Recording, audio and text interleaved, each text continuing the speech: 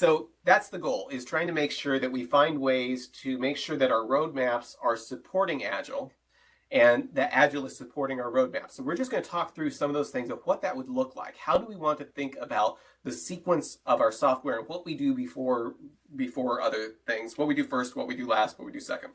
So the link's there. Thank you, Lori, for pasting that again.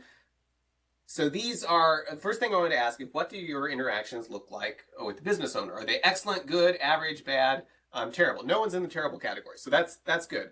But, you know, it looks like there might be some room for improvement here, at least in the way that we're perceiving it. So talking about roadmaps, let's start with an example of an early roadmap. So here's an example of an early roadmap. It's 12 stories that together represent an overall goal. Each story was independently valuable, and each story could be delivered all the way to done and completed, and then demoed to the customer. So here is a fragment of that roadmap. This is an example of the 10 labors of Hercules, which was his roadmap to redemption. So if you remember the Hercules story, he was very, very strong. He would every once in a while go crazy and kill a bunch of people and then feel absolutely horrible about it. May have something to do with his father, Zeus's wife, was very unhappy that Zeus had fathered Hercules, so she was out to get him for a long time. Anyway, so he'd go crazy, and then he had to find some way to, and kill a bunch of people. He'd have to find some way to redeem himself. So the 10 labors of Hercules were the things that he had to do to redeem himself. He was told to go to Eurystheus and ask what things he needed to do. So Eurystheus gave him 10 labors, and it turned into 12 because 2 of them he said didn't count. When he cut the heads off the Hydra, Eurystheus said that didn't count because you had somebody helping you with it. And then when he cleaned out all the stables in a single day, Eurystheus said, no, you rerouted an entire river to do that, so that doesn't count either. So he ended up having to do 12 labors. So, for example, here he is conquering the bull of, let's see, it was called the Bull of Athens at this point, which was running around and causing lots of trouble. They took it over to, no, it was the Bull of Crete at this point. They ended up taking it to Athens, and it got loose and caused a bunch of trouble over there and killed some people. So that was one of his labors, is subdue the bull of Crete. I think I'm right. I mean, look this up. Here's another one of his labors. He was told to go get the belt from the Queen of the Amazons, which evidently was a fairly dangerous thing to do, I can see. And matter of fact, in this picture, he actually brought her back as well to Eurystheus. So as Hercules was doing these things, you know, these great feats of strength and stuff, conquering the bull, bringing back the Queen of the Amazon stuff, Eurystheus, who's right here, so he's the, I guess you could call him the product owner, business owner, is there, and he starts realizing this might not be a safe thing. We've got this super strong person. I'm giving him these things that I think he's going to fail on. He's coming back into my city. Maybe I shouldn't let him into my city anymore. This might be dangerous for me to let him back in. So, but Hercules had to come with the proof that he had done things. So Eurystheus came up with this great idea. He said, instead of letting Hercules into my city, I'll meet him outside the city. But then he wasn't so sure he wanted to do that because that might be dangerous because Hercules is such a strong person. So he came up with a brilliant idea saying, I will hide in a jar and then let Hercules show me the proof that he's done something. So Hercules was supposed to go kill this boar that was causing problems. And there's Eurystheus right here. So Hercules dressed in his lion skin. There's Eurystheus right there hiding in his jar while Hercules comes and says, see, I got the boar. So the reason I want to tell this is I want you to imagine something. So we started off asking about how your relationship is with your with the business side of things, the person that's representing the business or owning the product. So imagine that your team has been asked to do something that's seemingly impossible, the equivalent of killing the Scythian boar, equivalent of killing this boar that's ravaging the countryside and hurting lots of people, and you pull it off. Your team is able to deliver. So you're getting together and you're going to demo this to the product owner. So you all get in the room and you come there and you look over in the corner and your product owner is there behind 6 inches of glass enclosed because he's scared of the developers. And that's the type of relationship you have with your product owner. The point I want to make is your product owner is probably awesome compared to the product owner that Hercules had. And it's even worse. After Hercules dies, Eurystheus tries to kill all his kids. Okay, so your product owner is great. So ask again, how would you rank your interactions with your business owner now after hearing about some historical business owners?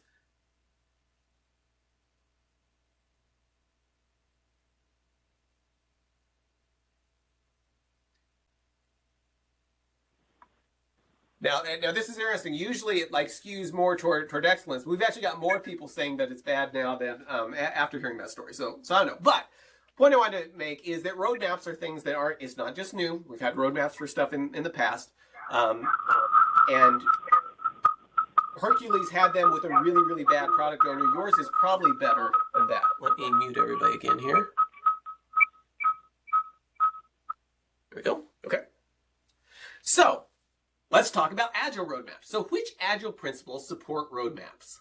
So here, vote for 3 Agile principles that you think best support the concept of having roadmaps. There's not a right or wrong answer here. We're going to look at some of the ones that I think of. But just vote for 3 things that you see as being, this kind of implies that we need some sense of roadmap, some sense of what to do next, and how we're going to get from point A to point B.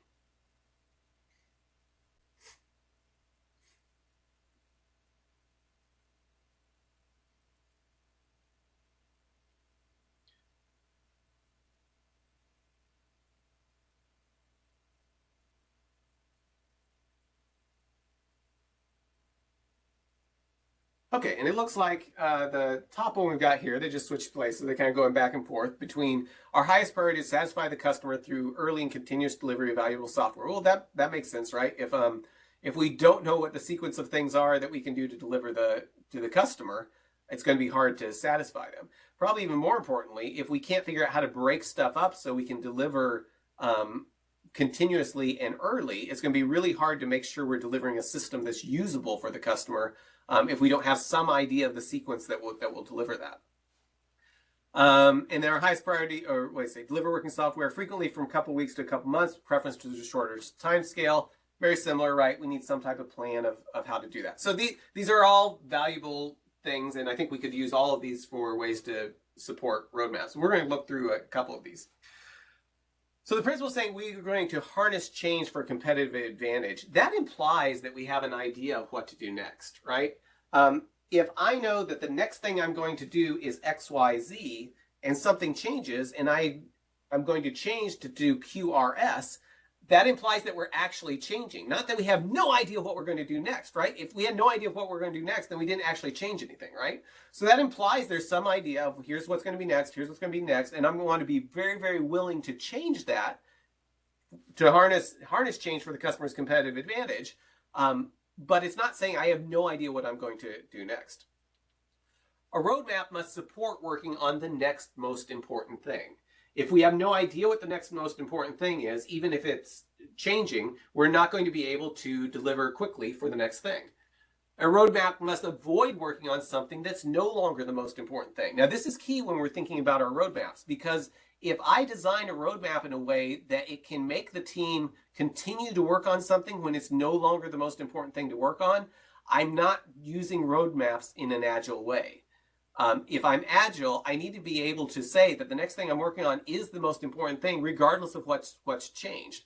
If I roadmap stuff out for a full year and I'm working down that and the market completely changes right in the middle of it, and I just keep working for the next 6 months, I'm probably not leveraging change for the customer's competitive advantage. So we've got this tension here, right? We've got a lot of value of knowing what's coming next, but then we've also got the risk of sticking to a faulty plan. If I have no plan, I don't get the value of knowing what's going to come next. But if I have a plan and I'm too tied to it, I might have the risk of sticking to a faulty plan when it's no longer valuable to me. So let's think of this in terms of a car driving down a road, right? How far do you need to see ahead? Well, if there's a deer in front of me, I probably need to know that. Now, living in rural Kansas, this is something we encounter very frequently. We've had quite a few vehicles taken out by deer. Sometimes we hit the deer. We've also had deer just run out of the woods and hit our car on every single panel down the whole car. So this is a common thing here. So how far do I need to see ahead? Well, the deer that's right in front of you, you probably need to know about, right? You need to be able to take action on the things that are right there. But do you need to know about the deer that are 100 miles away? well, maybe it's useful. I don't know, but chances are by the time you get there, they may not be there anymore. So there's kind of this gradual range. The deer that are right in front of me, I need to know about. But as I get further and further and further, it's not as useful to me. Now, it might be useful to know that in 100 miles, I'm likely to encounter deer. But the actual thing of there is a deer in the road 100 miles from here probably isn't going to be super useful to me. Beyond just the idea of it's not super useful to me, it might actually distract me from the changes that are happening right in front of me. So for example, if I have a car that somehow knows that there's that there are deer 100 miles away, and I'm focused on that, I might miss the fact that there's a giant chicken right in front of me in the road that I'm about to hit in 30 seconds. I'm picturing something like the Hoboken Chicken Caper. I don't know if anybody saw that movie, but anyway, so also coming from a rural area, we don't have giant chickens, but chickens are something we have to try not to hit with the cars. So at some point, thinking too far ahead distracts you from what you can be doing right now. Definitely have to watch for the giant chickens, right? But this idea, though, give me a thumbs up if this makes sense. If we're too focused on what's coming, we can miss what's right in front of us. Does that resonate? Does that make sense? Okay. And this is a dangerous thing. And you've probably encountered this, right? Where you've been so focused on things that are hypothetical, that could happen in the future, and maybe even are likely to happen in the future, that we somehow miss the things that we could be doing today. I'm going to slip to this slide. If you think of questions and stuff, or we can just chat through at the end, but if you think of a question you want to make sure and you guys can vote them up and down there. Okay, so next principle that supports Agile Roadmaps. Working software is the primary measure of progress. Now, this is what Agile says is the primary measure of progress. I had this conversation here a while back with an Agile, it's actually with an Agile coach somewhere. Their name wasn't Roland, that's just the name made up. And they were saying, so as you know, we really have two definitions of done. And I said, shouldn't delivering working software to the user be our definition of done? Because that's how Agile says we're measuring progress. And they said, yes, that sounds good. So as I was saying, we have three definitions of done.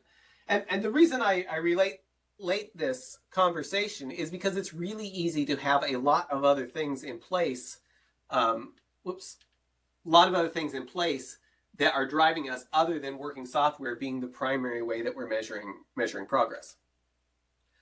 A roadmap can support or hinder the focus on working software. If we use roadmaps in a way that make it harder for us to really focus on working software, it may be hurting us more than it's helping us.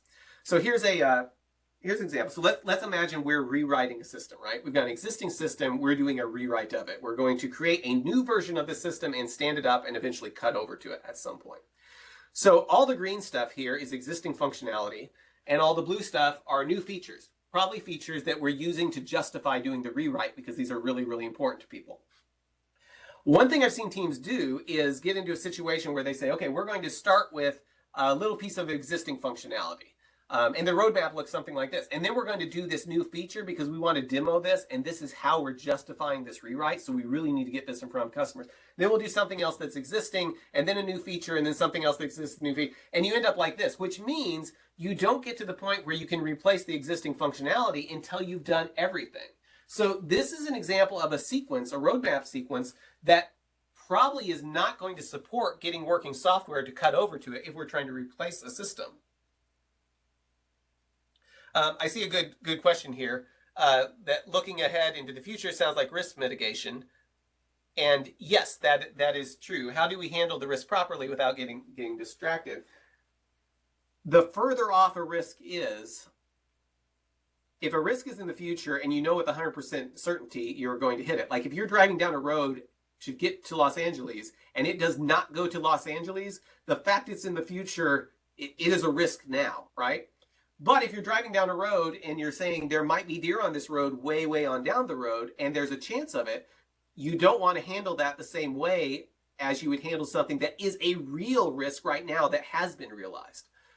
So I'm not saying you don't think about what's coming to the future. You just want to make sure that you don't get so focused on what's on the future that you miss the fact that your environment is changing where you are right now. That's a very, very good question. Strangler vine pattern. That's good, George. Okay, so if we revamp stuff like this, if we have a roadmap that's working things in this type of sequencing, we've now got the ability to possibly go live right here.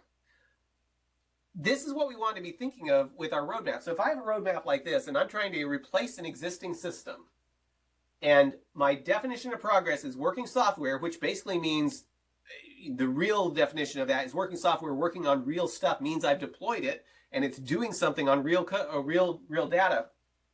I'm not going to be able to replace the existing system until I've got existing functionality. There may be a way to have MVP stuff here too, but if I spend all my time writing new features that are really, really cool, and that comes at the cost of being able to actually deliver and get the system up and running and doing what it's supposed to, my roadmap probably is not sequenced in a way that is best aligned with how I define progress in Agile. So when you're thinking about creating a roadmap and thinking about how you sequence stuff, you want to think, how do I make my sequence align with my Agile values? And doing stuff like this up here, and this is really easy to do. I've been on lots of teams that like, we're rewriting something and we need to show this new feature sooner. And there might be some reasons to do that. There might be somewhere like you're trying to prove out the whole reason you're rewriting it is because you think it will be faster and you want to bring something forward to prove that it's faster earlier on and it's a new way of doing something. That might make sense, but you don't want to get to a point that you're just doing this because that's what your roadmap says, even when you would be able to better follow your Agile principles if you were able to sequence things in a way that gives you working software sooner. Let's see. Okay. So a roadmap for things you aren't going to do right now. So this is something really important when you're thinking about road mapping stuff. We usually think about, oh, this is the sequence that things need to be done. And we think in terms of these are the things we have to do, which is good. But keep in mind, if you're sequencing stuff, you are also deciding not just what comes first, but you are deciding what comes last. You are deciding what are the things that we're not going to do right now. I was working with a gentleman I'm working with again named Matt, and we were working with a team to try to figure out the smallest thing they could possibly go live with. And we were trying to get people to say, okay, this is MVP over here. These are things we have to have. The system cannot function without these things. It was a financial system. Over here, we've got things that we really, really want, but we could actually go live without it. So we were trying to get people to put things in these two buckets. It was excruciatingly hard to get people to put things in the non-MVP bucket. And the reason is because they really wanted their thing in there when it went live. And for good reason, that this is why they were justifying rewriting the system. The problem was a lot of stuff ended up getting put into the MVP bucket when it was really not necessary to go live. And the point I want to make here is we were making the decision between the things that needed to happen first, and that was necessarily saying that some of these things do not have to happen first, and we're over here. That was very, very hard. So Matt came up with the idea of, he created another bucket and said, okay, we've got fast follow. And this was brilliant because it gave people the option to say, I know this is an MVP, but it's very, very important to us. And what we were doing was basically creating a roadmap of here's the things we've got to do first, here's the things that will come soon after that, and here's the things that will come on later. And things might move back and forth between the buckets. But what I want to encourage you on this is when you're thinking of a roadmap, the sequence that you're going to do things, you're not just deciding what comes first, you're also deciding what comes last. And you may need to be thinking about what kind of comes in the middle. And that's a lot of the value you're getting from a roadmap, is making sure that these prioritization decisions are made so you know what you can work on next. Deliver working software frequently. So a roadmap that slows down the frequency of deployments is not Agile. So think about this again. If you roadmap out what you're trying to do, and for whatever reason, the way that you're creating the roadmap makes it to where you can deploy less frequently, you're probably using roadmaps in a way that is not supporting Agile for you.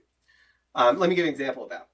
So I was working with a company and they were trying to build they were getting to the scale that it was very hard to keep up with billing everybody the way they had been doing it. And they needed to automate it so people could pay online and some things like that. So they wanted an online payment portal. So I asked them, okay, you want an online payment portal. What are the things you want to be able to do? Well, they want to be able to show the status of an invoice. They want to allow payments of invoice. They also need to be able to import invoices into the system and show a list of invoices. Well, if we were to try to build things in this order, showing the status of an invoice before we had even imported the invoice, we're not going to be able to deliver this very soon in a way that people are able to actually use it. So with this company, what we did is we went through and kind of resequenced things. And so we were coming with a roadmap for how we were delivering this in order to be able to be at a point that they could get value from it by each story that was delivered. So we started by saying the online payment portal, if we can't import the invoices into the online payment portal, we can't do anything. So we built a very simple function just to import the invoices into the system. We couldn't even do anything with it yet, but we could import it and they could start proving if it worked. They could prove if the import process worked. They could find out if their other system that was creating the import file actually created what needed to be done. So that was deployed first and they were able to start using it.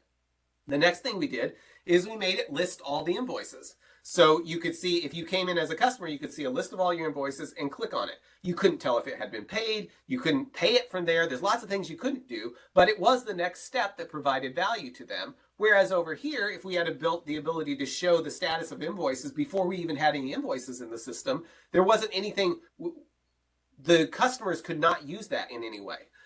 Next, we linked to the invoice payment. So we created a link that would let them actually click on it, and then they were able to pay the invoice. So that was, because that was a big thing that was important to them in getting their money, obviously.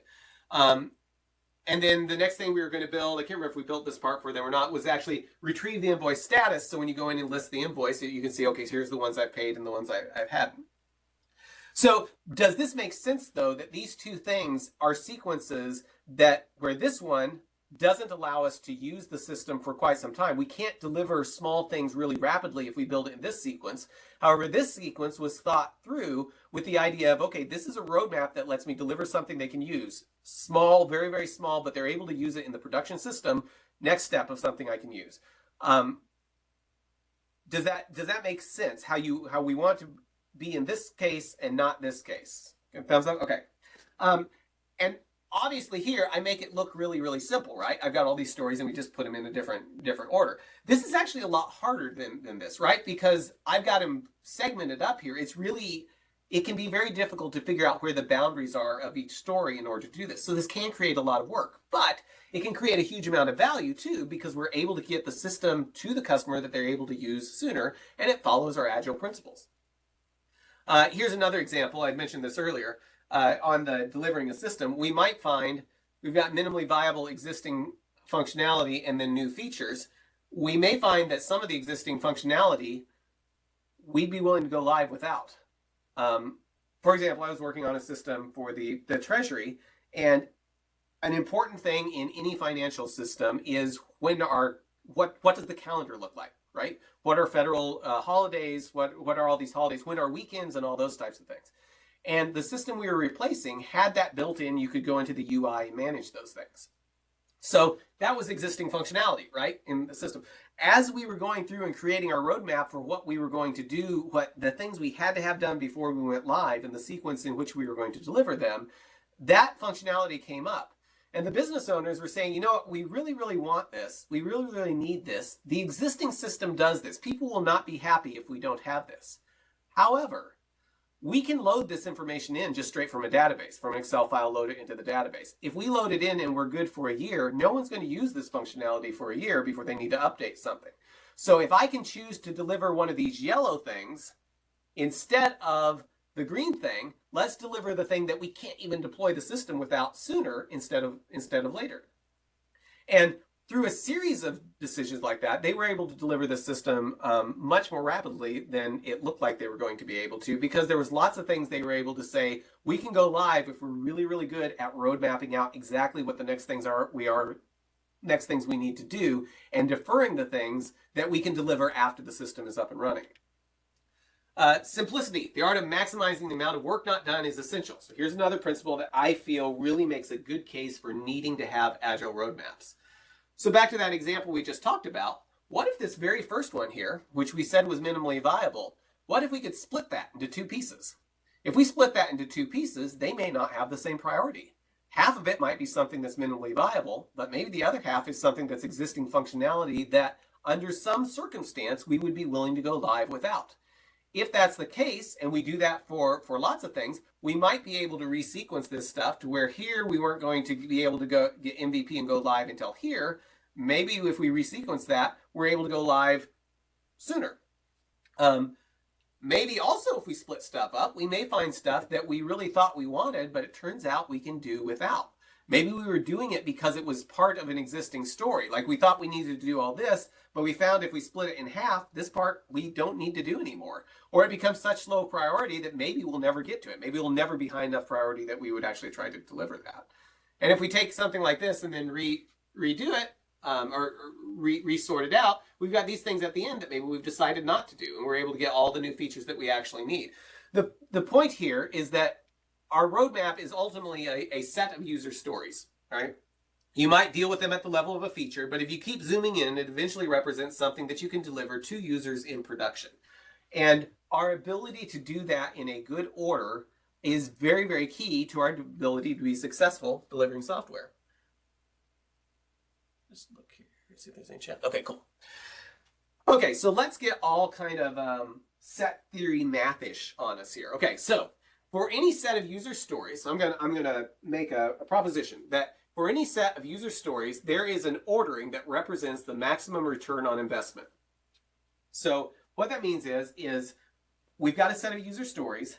There are different paths we can take through those set of user stories. If I do them in one sequence, like the thing I was showing with the invoice, I may not be able to start getting return on investment on it until I get to the very, very end. That would probably, whatever sequence delays the time I can get return on investment is probably the worst ordering as far as ROI. But what I'm claiming here is that for any set of user stories, there is an ordering that represents the maximum return on investment, which it means we're going to probably start earning a return on investment on some stories before we've delivered all the stories. So let's look at what that looks like here. So I've got stories A, B, and C. And let's say I take this path through it, and over the next year, it earns me $5,000. If I deliver A, deliver that, and it starts earning a return on investment, then I deliver C, it starts earning a return on investment, and then I deliver B, and it starts returning on investment, we're going to say that that delivers $5,000. But these things may not all deliver the same return on investment. So what if I go through this order? Well, maybe this order delivers $6,000 of value. You can add as many zeros as you need in your particular, what makes sense for your particular context. So I've got two ways of working through this, and they're not necessarily going to be the same value. In this case, I would probably want to do the one that produces more value. There's a sequence with which I can move through the set of user stories that produces the maximum amount of value. So I want to be thinking about what that looks like. Now, this isn't to say... This isn't to say that we have to be exact, right? There may be, with three things is pretty easy, but if we've got lots of user stories, we don't have to know exactly what the maximum value is. We just need to avoid the ones that are lower value and make sure we're trying to trend toward the ones that are higher value. So I'm not trying to suggest you go through and calculate the return on investment of every single user story. But in general terms of just saying, when can I start using and getting benefit from this, we're able to sequence things to where we can get more return on investment than if we sequence them in a way that delays when we're able to actually get use from it. Okay, so with that in mind, so let's see here, let me go back to what I had just said here. For any set of user stories, there's an ordering that represents the maximum return on investment. So let's take this just a little bit further. And we can also say that for any set of stories S, there exists S prime that represents the same total functionality, but contains more independently valuable stories. So if we write this out in set theory notation, so I've got S that contains stories A, B, and C. Some of these stories, in this case all of them, can be split, right? So I've got S prime that contains A sub 1, A sub 2, B sub 1, B sub 2, C sub 1, C sub 2, that represents the exact same functionality as what I had with S. So if I'm able to split stories, I now get something interesting because so let's visually, I've got A, B, and C, and I split it into A sub 1, A sub 2, all these split into two stories. Well, now if I go back to the first thing I said, which is for any set of user stories, there's an ordering that represents the maximum return on investment. I now have more paths through these stories than I did when there was just three of them.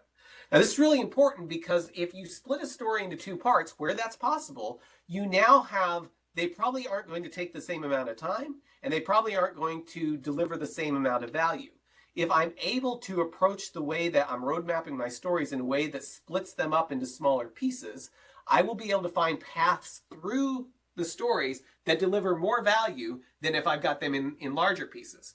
So in this case, let's say this is the optimal path through these stories, and think of the 5,000, 6,000. Now, if I deliver it like this, I start giving the return from A sub 1 before I don't get to A sub 2 at the very end. Well, maybe A sub 1 is really, really fast and high value, and A sub 2 is really, really slow and low value. And when I had them together, I didn't have the ability to prioritize them differently.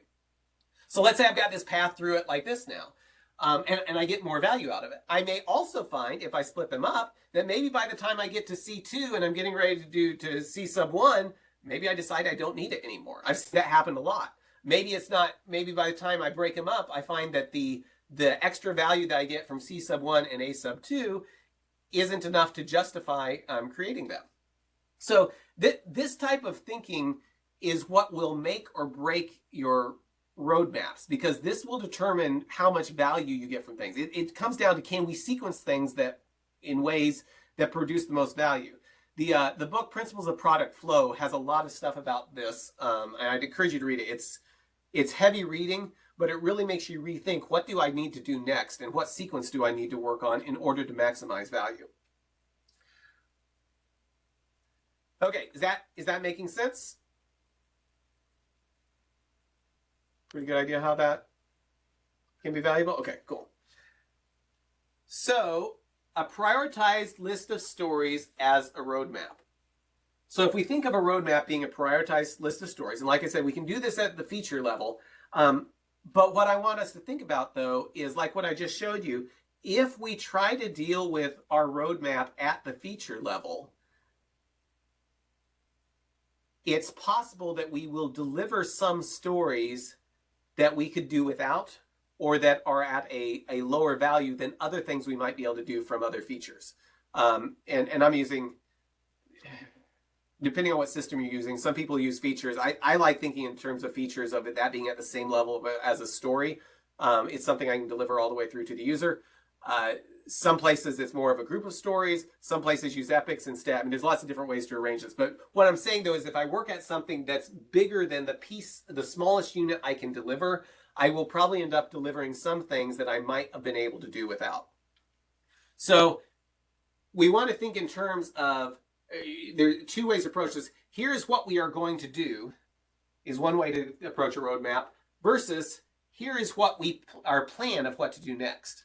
Now, here is what we are going to do tends to be very prescriptive. Like, here's our plan that we're going to work through. Here's our plan of what to do next implies a lot more flexibility of, right now at this point in time, we're going to do X, Y, Z and work down like this. But it has the idea that this is going to change, right? This assumes you've correctly predicted the future. Here's what we are going to do. Whereas this assumes you only know enough to make a good decision about the next thing. And once you finish that, the thing that comes after it might be what you do, but you're going to stop and ask yourself, does this actually still make sense? Is this actually still valuable?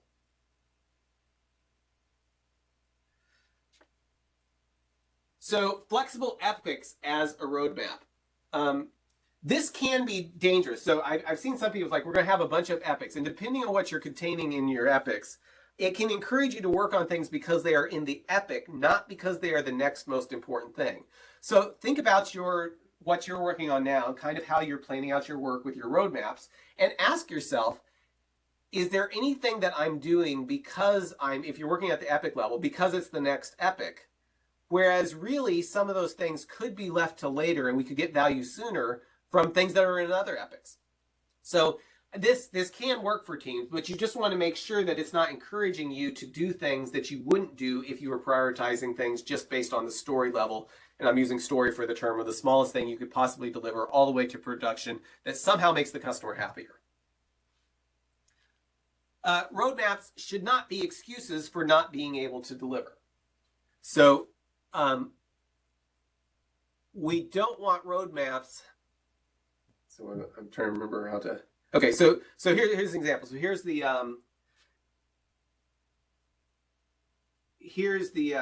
Hercules list of his roadmap, right? All the things he had to do: the Nemean lion, the Hydra, the hind, the boar, cleaning out the stables. Can't remember what the Stymphalian birds were. All these things he needed to do. The goal of having this roadmap shouldn't be an excuse to say I can't deliver stuff because it's too big, right? The goal is to make sure that we're working our way through delivering the most valuable thing. Whether you finish the entire roadmap, if you're actually adapting to things as you go, the chances of you finishing the entire roadmap as it was conceived when you started developing is very, very low.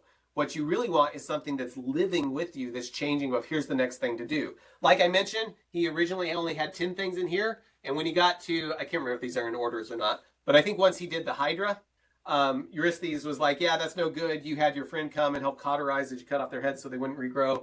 Sounds really gross when you say that out loud. So that one doesn't start. So the roadmap changes. He adds something else to it.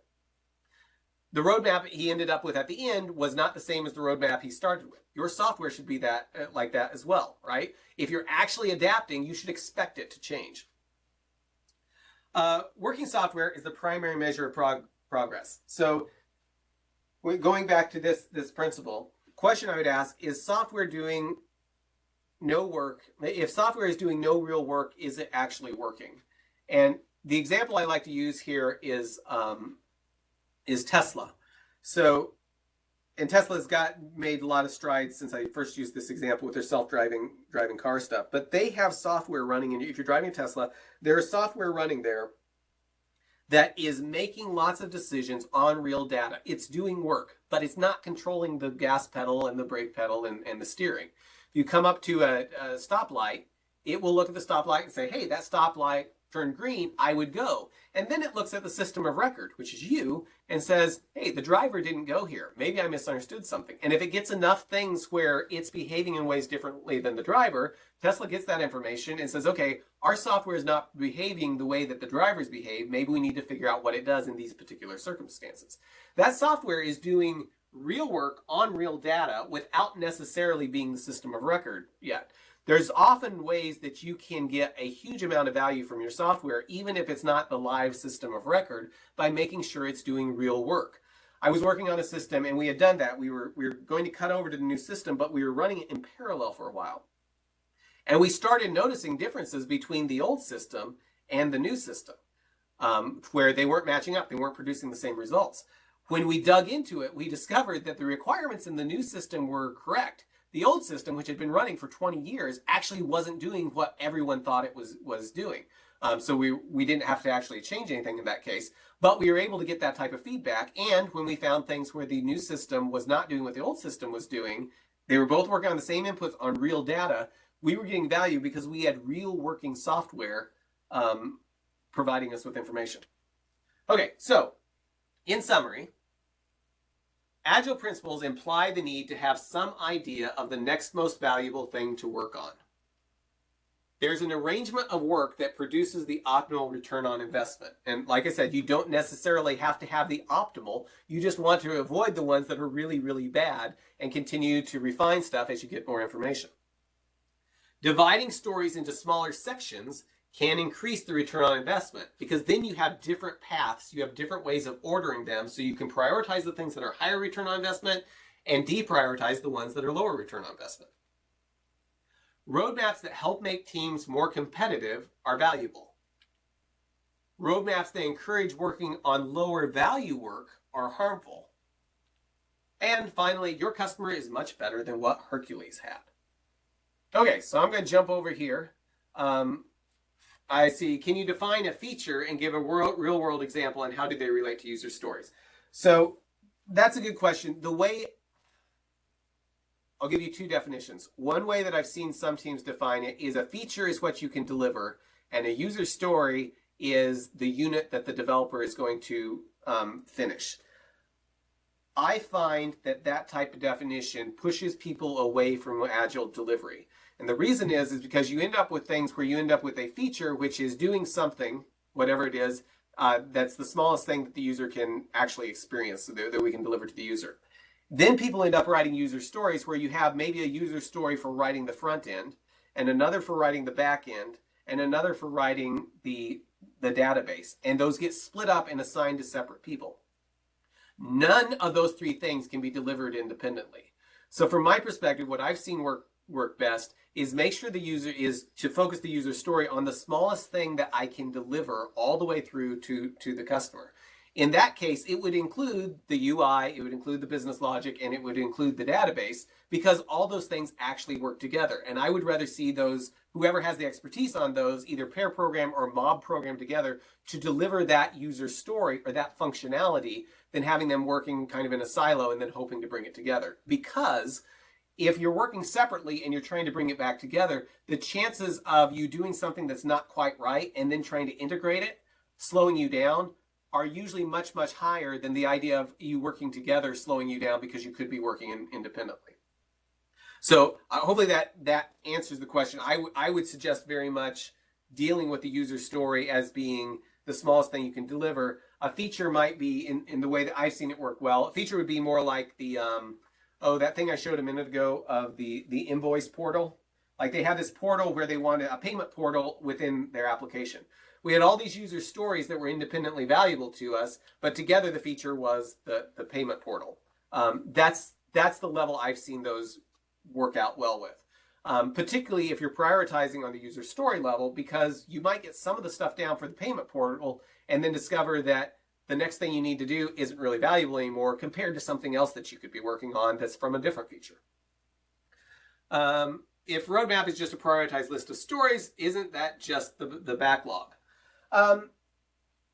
Yes, that probably is a good way of doing it. So like, what's the difference between a well-prioritized, constantly updated backlog that maps out everywhere you're going and an actual and an Agile roadmap? There probably is a lot of overlap between that. What I have seen people do is deal with it depends on what's on your backlog, right? If everything on your backlog is independently deployable, valuable to the user, that the user can prioritize independently of each other, or mostly independently of each other, there's probably going to be a lot of overlap. Now, a lot of times what ends up on people's backlogs are a bunch of tasks that are not independently valuable or independently deliverable to people. If your backlog looks like that, you need somewhere else that you're keeping a track of the things that you can actually deliver. Hopefully that helps. Do we add spikes and enablers to a roadmap? So the real answer is what works best for you. The caution I have about spikes, I don't know, I've seen lots of different approaches to using spikes. One approach I've seen is we're going to do a spike to do something that's completely outside of the problem domain. We're not going to do it in the application. We're going to go try something here just to see what we can figure out as a proof of concept type thing. That can be valuable. I've seen people get value from them. I've also seen a lot of people end up with lots of work that doesn't actually contribute to their knowledge of the application. So if I have, maybe I'll turn the question around, if I have a spike versus I just try to take it, if we're just saying I tried to deliver a user story that I'm willing to throw away if it doesn't work, is that a spike? And we call it a spike just to encompass the fact we're going to try something. If it doesn't work, we're willing to throw it away. Can that just be a user story and we just accept sometimes we try things and they don't work? Maybe. That might be a way to think about it. As far as enablers, if we're thinking in terms of the idea that our primary measure of progress is working software, we need to be careful to deliver enablers in ways that are sliced to actually deliver software. So, and I'm not saying there's no way you would ever want to work on an enabler to get something in place that's independent of delivering a story, but it's really easy to get to a point where you're trying to deliver a bunch of stuff that then you are going to start working on user stories or things that you can show to the customer. An ideal scenario is to quickly get to the place where if there's any enablement work that needs to be done, it's done just in time, just the pieces you need to deliver that story.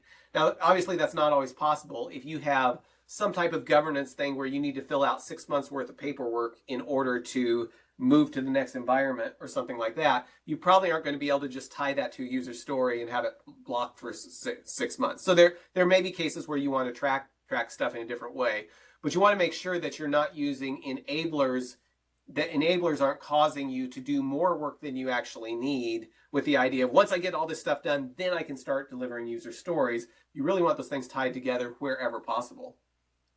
Do we add user research, voice of customers, and prototypings as part of the roadmap? You might. I would question, though, if you need to do user research, is that something that should happen on a Like, can you get users actually involved in the project so it happens, some of that happens just in time as is needed for each story?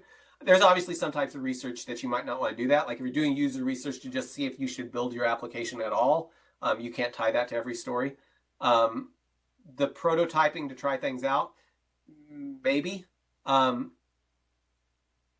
would question though, like if you think of, I'm going to prototype something to try it out, what would happen if you actually tried to build the thing in just the simplest way possible?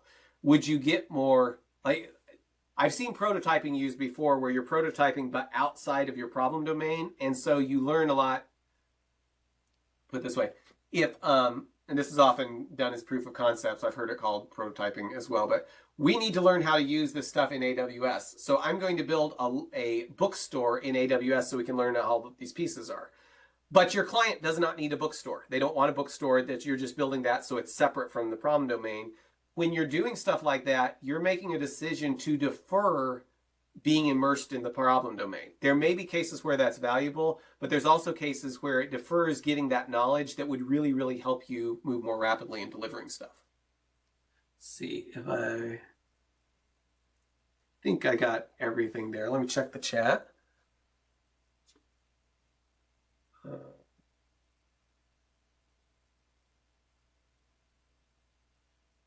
Okay, so features as an epic, I saw somebody ask that. I have seen people do that to where you've got your features are more at the epic level. And if you deal with safe, sometimes they flip things around. So if I'm using the word feature in epic anywhere here, I want to steer you toward what's the smallest thing you could deliver and think of that in units. Whether those roll up into epics or into features depends on what version of Jira you're using, what plugins you have, and whether you're using safe or doing something else, because sometimes those things are backwards. So if I said something that sounds backwards on that, that wasn't the point I was trying to convey. Just that there are independently deliverable user stories that may get grouped together in one way or another. So you can refer to them regardless of what it is you actually happen to call them. Let's see.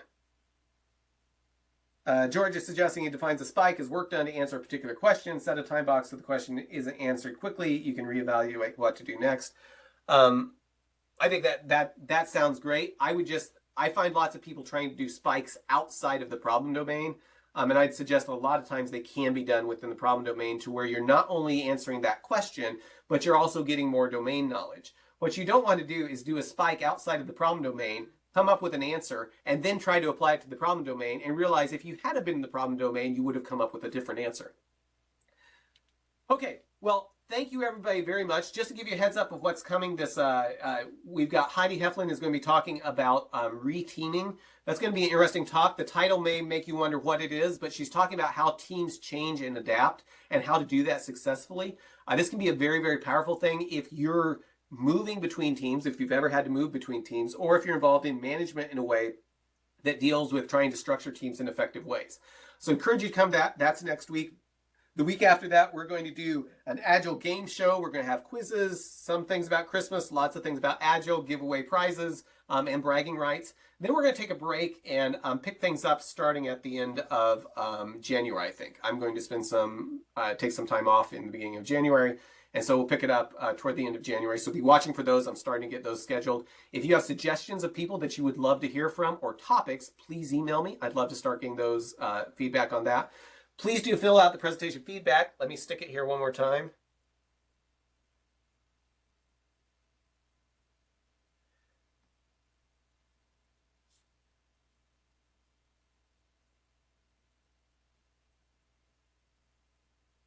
Okay, and Paul was asking, isn't that more expensive when we try to build the product and failing rather than doing a fake product to validate what the customers really wanted? I think you can usually be in the problem domain and prove out things without necessarily building everything. Like, for example, I was working on a team that was moving from something on, what were we on? A mainframe to Java. And this was like a decade ago. And one big concern they had is, can we get the performance from Java that we have from the mainframe? So we started, and we spent quite a bit of time on this at the first of saying, well, what are the parts that we think are risky? And we built just thin slices of those parts to answer the question of, will this run fast enough on Java? That code eventually evolved into what got deployed. So it was within the problem domain, but it wasn't like we had to build out the entire application to do it. But we started building out application code that could handle these massive files that came through. Just the pieces that we thought that we had concerns about, just the things that we had questions about. Is this even possible?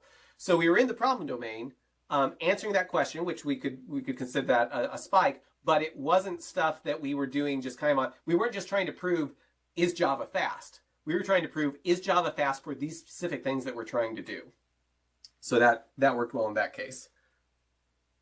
Okay, please do fill out the feedback form. I really appreciate this. Also, if you reply to any invites you've gotten, it will come back to me. I'd love to hear from anyone on ideas for future things or any other feedback that maybe doesn't fit in this form. I have another talk coming up, and so just give me a short break. I'm going to sign off. I hope to see you next week for Heidi's talk, and then the week after that for our game show day. We're going to give away shirts, books, and maybe some other crazy things if I can put some stuff together. So hope to see you then. Thank you all for coming.